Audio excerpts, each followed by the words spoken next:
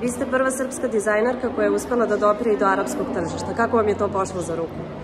Sa ponosom predstavljam boje svoje zemlje u Ujedinim Arapskim Emiratima i zaista mi je drago da se naš brend pronašao u jednom od najprestižnijih hotela na svetu kao što su Burj Al Arab, Royal Atlantis i drugi.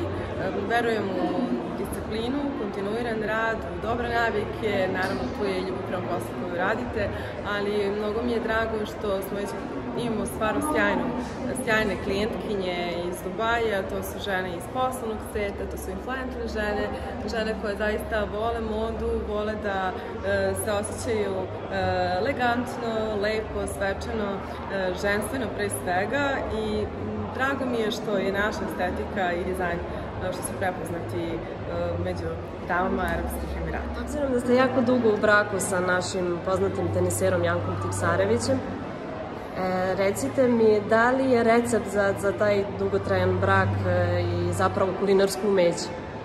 Kada bi to bio recept, mi više ne bismo bili u braku dana i dana.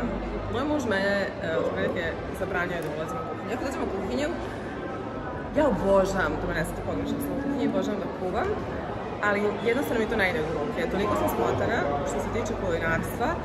Ja kad dođem u kuhinju, kao da sam ušla u laboratoriju, tako se osjećam i vrlo često sam vrlo nespretna, da posle mene kuhinja izgleda kao da je u najmanju ruku pala tektusna bomba, tako da je on uvek i ćerka uvek su više to, mama ne brini, poručit ćemo.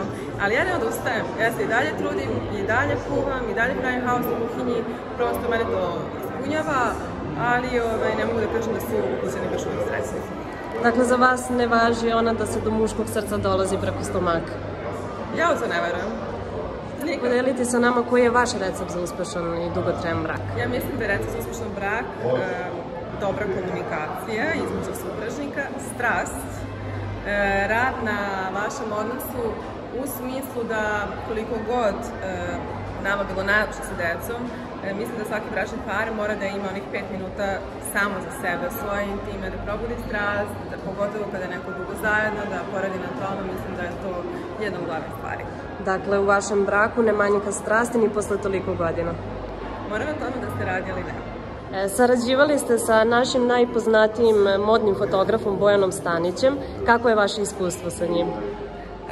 Sjajno mi je iskustvo s Bojanom.